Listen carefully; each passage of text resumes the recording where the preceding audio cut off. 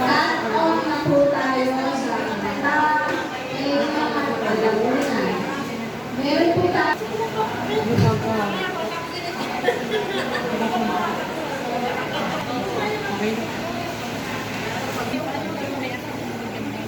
Opo, maligamgam na tubig na may kunting asin.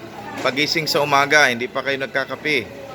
O matulog sa gabi, inom din ho kayo ng maligamgam na may kunting asin. Kasi ang maligamgam na tubig, yung mga bara-bara ho nating ugat, pupuntahan po niya. Kung may mga bara-bara, tatanggalin niya. Tapos yun pong asin, ay detox naman po yun. Kung may mga nakain tayo sa mga karne, gulay na lason, itatapon ho niya. Detox po yung asin. Basta hindi maalat, tama lang. Tamang alat lang po. Basta umalat ng konti yung tubig. Maalat. Oh. May alat din ang Opo, alat ng konti. Thank you po. Basta wag sumobra sa asin. Tama lang. Yon, nakakababa ng sugar, cholesterol at saka yung acidic tanggal.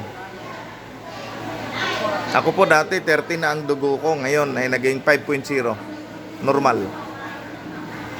Ang aking sugar. Mga doktor po ang nag-advise niyan, kaya magaling ho yan.